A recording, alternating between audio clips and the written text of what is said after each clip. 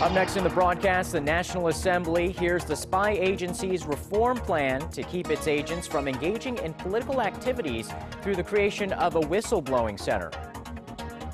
In its largest defense sale to date, Korea signs a multi-billion-dollar deal with Iraq to provide 24 fighter jets.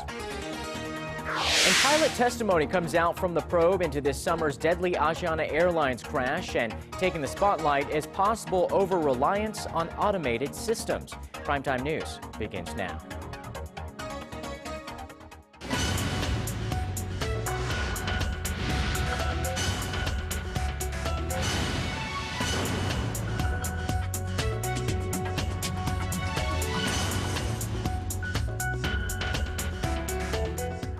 Good evening and welcome to Primetime News. It's Thursday, December 12th here in Korea. Live from Seoul, I'm Yoo Ji-hye. And I'm Sean Lim. Thank you so much for joining us.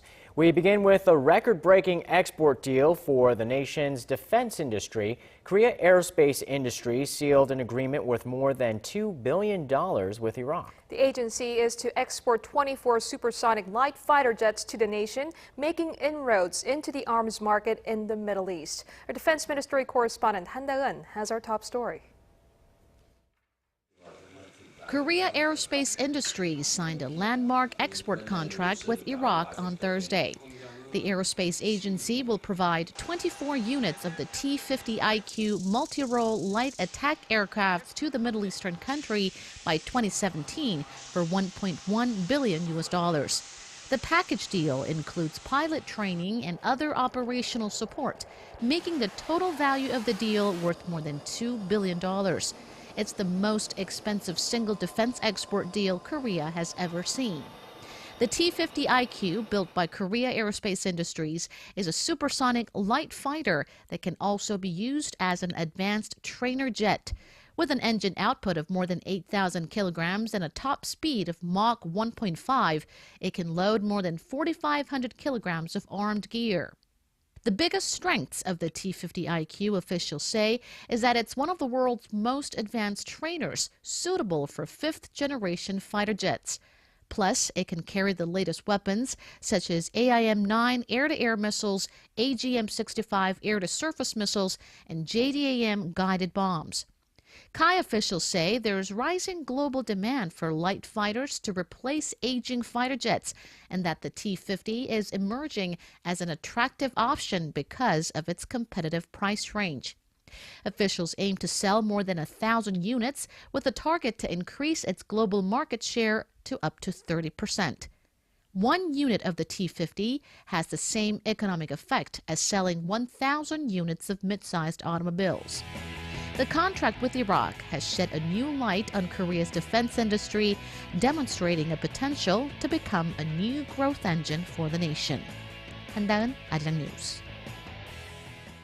And moving now to the National Assembly, the state spy agency presented a set of self-reform measures aimed at stopping agents from getting involved in political affairs. The direction and scope of reform, however, have been received in different lights by the rival parties. Our Kim Yeon-ji reports. National Intelligence Service Chief Nam Jae-jun on Thursday presented his agency's plan to reform itself to lawmakers. The spy agency stands accused of launching an online smear campaign targeting opposition candidates in the run-up to last year's presidential election. The reform proposal submitted by the NIS would scrap a system that gives NIS agents unbridled access to the National Assembly, political parties, and media outlets. The plan also includes setting up a center that will handle employee complaints of unjust or inappropriate orders from superiors that could force them to intervene in politics. Whether the complaints are legitimate would be determined by a special panel that would be led by 2 prosecutors dispatched from outside the agency. Under the plan, all NIS agents and new recruits would be required to take an oath to not intervene in politics during their tenure. The proposal also calls for the establishment of codes that clearly define the scope of its psychological warfare campaign against North Korea. The ruling party has given out a rather positive review of the spy agency's proposal, saying that it presents a clear guideline to keep agents from intervening in politics. The reform proposal shows the spy agency's endeavors to overhaul itself. My party will work with the opposition party to complement that proposal. However, the main opposition party criticized the plan, saying that it does not discuss core issues, such as toughening the parliament's control over the agency's budget. The NIS chief said no intelligence agencies of advanced nations disclose their budgets, but my party lawmakers don't believe that's correct. We need to fact-check and further discuss the issue. Next week, the committee will hold public hearings to gather experts' views on how to reform the spy agency. And then it will start deliberations on how the NIS law and the law on public officials should be revised in order to carry out the necessary reforms. Kim Hyun-ji, Arirang News. President Park Geun-hye has laid out various government measures to support entrepreneurs and venture companies in line with her push to develop a creative economy. Our presidential office correspondent Oh Jin-ju has the details on how President Park vowed full support for individuals and startups with creative ideas. President Park has pledged to create a business environment in which creativity, innovation, and new ideas can lead to economic revitalization. Speaking at a fair on creative economy Thursday, President Park stressed that in order to break away from low growth and high unemployment, the country should shift its economic paradigm to a more creative and innovative one. 창조 경제 시대에는 거대 자본과 글로벌 네트워크가 없어도 누구든 창의적 아이디어를 통해 새로운 가치와 시장을 만들어낼 수 있습니다. As part of its efforts to realize a creative economy, the Park administration has set up a financial aid system for startup and venture firms and is creating an overseas network to help these companies expand into the global market. A state-run creative economy town website was established in September as a platform to help commercialize creative ideas that individuals have but weren't able to make a business out of due to a lack of money or know-how. More than 3,800 ideas have been proposed on this website since its creation.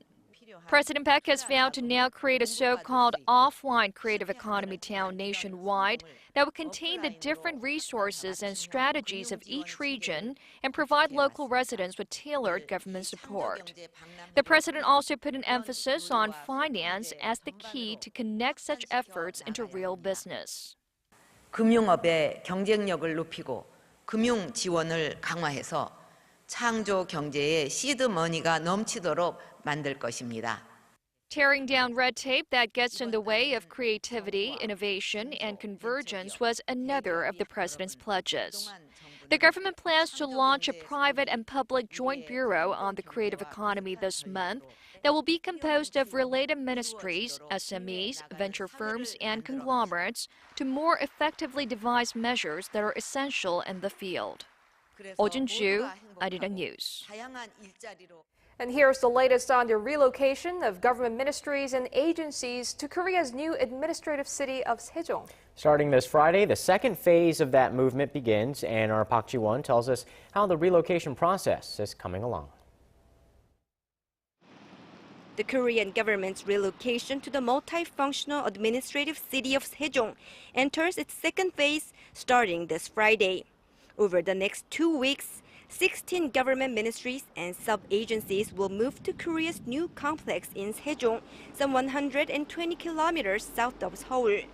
The agencies relocating during the second phase include the Education, Culture, and Trade ministries and their sub-organizations. They are scheduled to complete their moves by the end of December.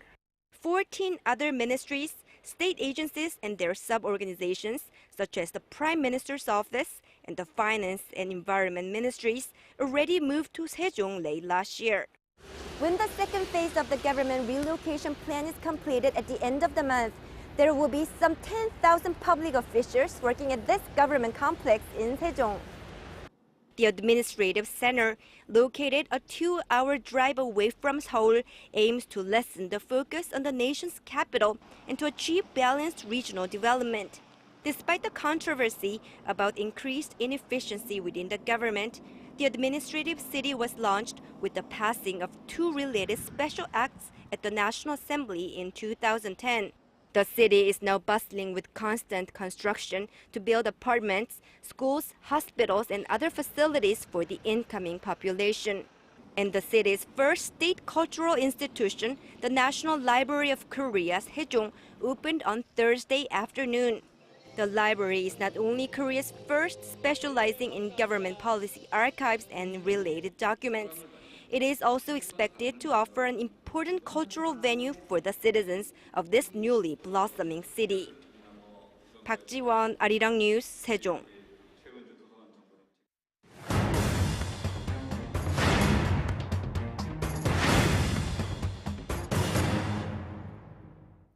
The Korean government is rushing to implement its part-time job scheme to meet President Park Geun-hye's pledge to boost the nation's employment from its current 64% to 70% by year 2017. While the plan aims to boost the productivity of the workforce and offer more flexible work options, there are looming doubts as to whether the plan goes to the root of the problem.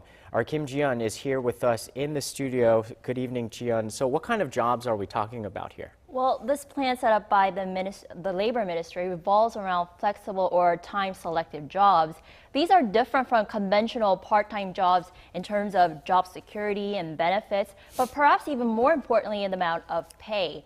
Normally, part-timers in Korea are temporary workers who get nothing more than an hourly wage, usually something close to the minimum wage, which is just about $5 an hour. Time-selective employees are hired on permanent contracts, and they're entitled to the same wages and benefits as their salary counterparts, but prorated for a 4 to 6 hour workday, 5 days a week. That's just about half the time of most full-time employees who put in more than 9 hours a day. The Ministry of Employment and Labor says it's confident that the plan will bring flexibility to the labor market and says it will increase the number of these time-selected positions to 930,000 by 2017. Right, so tell us who is likely to benefit the most from the government's plan. Well, women and retirees seeking to re-enter the workforce will be the biggest beneficiaries. And for working mothers, the system may be the answer to having career and family. Nam So-yeon is back at work after having left her job 5 years ago to focus on raising her 2 children. She's a counselor at a call center of a local business consulting company. She says that she only has to work for 4 hours a day, which makes it easier for her to balance work and family life than before. I'm making the most of the hours when my children are in daycare. Nam is one of the 2 million Korean women who have given up full-time jobs to take care of family. According to a recent survey conducted by the Ministry of Employment and Labor, 8 out of 10 unemployed women said they like the idea of the time-selective hiring system. More than half of the respondents said the reason the system works for them is because it gives them time to be at home and raise their children. The country's large conglomerates and other companies have started to adopt the plan. Samsung said it would add around 6,000 time-selected jobs this year alone. We are on board with the government's plan to increase the number of time-selective working-hour jobs, which emphasize the balance between work and family. So who's against the system and why? Oh, well, the Korean Confederation of Trade Unions, one of the country's 2 umbrella labor unions, said the jobs created under the plan are low in quality and the government needs to come up with a better plan. We have no choice but to oppose this plan because it will only increase the number of low-quality jobs. But Ji-yeon, how about young job seekers? Are they feeling they'll lose out? Well, sort of, because prospective workers in their 20s who just graduated from college and don't have any children to look for are looking for full-time work. So many of them say that this part-time scheme may not be the best solution for them. I understand that this plan may be helpful for mothers trying to get back to work, but for me, I'm afraid it would only lead to a deterioration in the quality of jobs. I doubt this plan would help me find a good job. The government needs to come up with something that is more sustainable. So it seems like a mixed bag. What are the analysts saying? Well, I talked to one of the experts here in Korea, whose name is Park Chun-sik from Korea Research Institute for Vocational Education and Training, and he viewed this as a positive step toward compensating existing part-time workers in Korea that are paid less than their full-time counterparts. But he says the government needs to do more to solidify the plan for a longer period of time.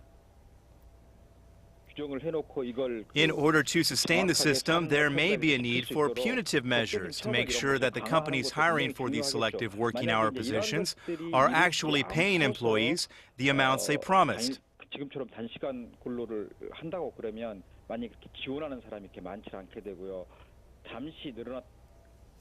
Experts also say employers and managers should be trained so that they're ready to cope with the initial difficulties of implementing the part-time working system and be aware of anti-discriminatory measures. So quite a number of things on the to-do list there. Thank you very much, Jian, for that report. You're welcome, guys. Before your day ends and another begins, get the latest news live from Seoul. Residents whose features restrictions is on the rise. Closing ceremony. Expert analysis from Asia's heartbeat. The legislature circumstances. With a viewpoint only Korea's global network can provide. The United States, the latest report. Less than Unrivaled access from a team always on standby. meeting came on Mueller trying to cover up the South's true intentions. Korea's railway union workers continued with the fourth day of their strike on this Thursday, placing the country's rail services under a screeching strain. More than a third of the unionized workers are now taking part, and the number is growing day by day. Our Kim Hyun-bin reports. An additional 860 workers that are on strike were removed from their posts on Thursday evening, bringing the total number of those suspended without pay to more than 7,600. Freight train services are the worst affected by this week's industrial action, running at just 32% of normal levels. Express train services have also been hit, but the nation's high-speed KTX bullet trains continue to operate as normal. The government is urging the thousands of rail workers who have downed tools to return to work as soon as possible. This strike goes against government policy. It's not justified and doesn't have a practical interest. People need to get back to work before it's too late. Around one-third of Korail's workers remain on strike, but little over 600 have returned to their roles since the strike started Monday. The union launched the strike on Monday in protest of Korail's plan to establish an affiliate for a new bullet train line. It thinks the plan would eventually lead to the privatization of Korail, mass job losses, and fare hikes. In a separate incident, a freight train partially derailed in the southeast of the country early Thursday morning. No one was hurt, and the Transport Ministry has concluded the incident was caused by damage to a wheel. Kim Hyun-bin, Arirang News. It's a defeat for Samsung on its home turf. A Seoul court has ruled in favor of Apple, saying the American tech firm did not violate 3 of Samsung's patents. According to the Seoul Central District Court, Apple did not infringe on a Samsung patent related to text messaging and added that Samsung's other 2 patents lacked originality. Immediately after the decision, Samsung said it would appeal. Thursday's court ruling requires Korea's tech giant to pay $930 million to Apple. But in a separate patent case on Wednesday in Germany, Samsung scored a victory. The court ruled that Apple had infringed on one of Samsung's multi-language function patents. 5 months have passed since the crash landing of Asiana Flight 214 in San Francisco that killed 3 passengers and injured more than 180 others. Now, the National Transportation Safety Board has begun its marathon hearing on the fatal accident, and the pilot responsible for the crash was grilled by investigators. Our Kim Young-gil has the details. The trainee pilot of the Asiana Airlines Boeing 777 that crashed in San Francisco told investigators that he was very concerned about landing without assistance from the runway's navigation aid system. According to information released by the U.S. National Transportation Safety Board, the pilot said he was stressed about the approach and thought the autothrottle was working when the plane was flying too slow and too low. About 11 seconds prior to impact, an audible alert consistent with the low airspeed caution was recorded. But the action was too late, and the main gear and underside of the aft fuselage struck the seawall.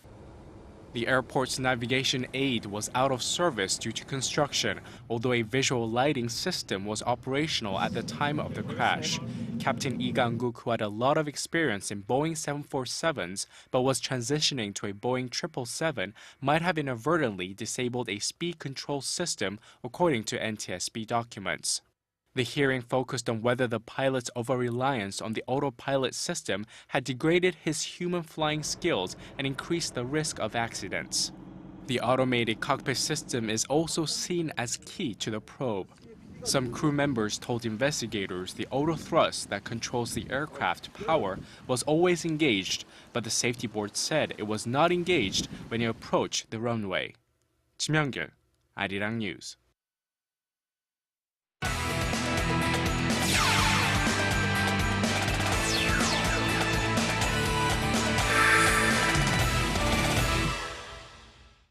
Another South Korean football star is nearing a deal to play for an English team. And Stephen Che joins us in the Sports Center to tell us who is making the move. Hello there. Hello, Jie. Hello, Sean. Well, footballer Ji So-yeon is finalizing a contract deal with Chelsea Ladies FC of the English Women's Super League. And when it goes through, she'll join them from next season. The 22-year-old midfielder, nicknamed G Messi for her goal-scoring touch, was contacted by Chelsea Ladies FC to play for them late last month. She caught their eye after helping her current team, Kobe Leonessa of Japan, to 3 straight league titles. Now, Chelsea Ladies FC, which finished second to last with just 3 wins this season, will be looking to rebound next year with G on the roster.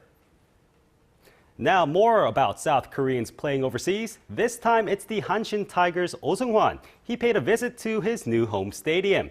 Now, the lights-out closer toured the grounds and stood atop the mound at Koshien Stadium in Nishinomiya, near Kobe.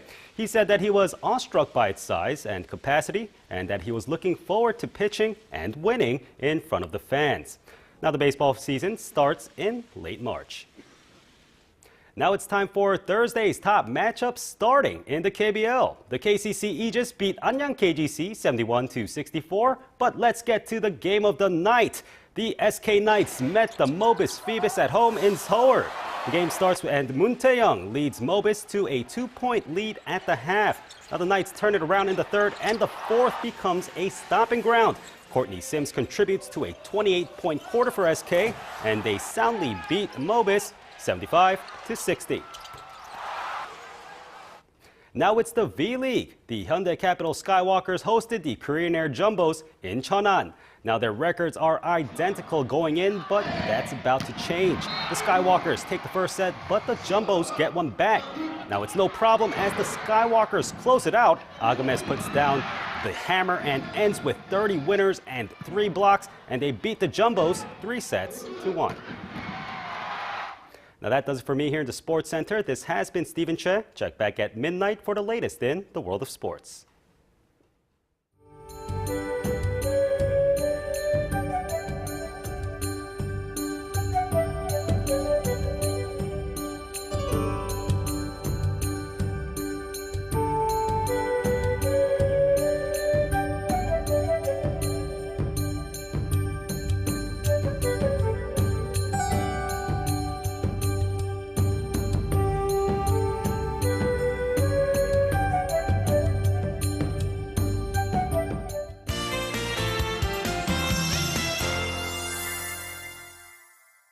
It was a snowy day here in Seoul, and I hear over 15 centimeters of snow have already fallen on Gangwon province. That's right, and some regions are still under a heavy snowfall watch at this hour. For details, let's go over to our Kim Bo-kyung at the Weather Center.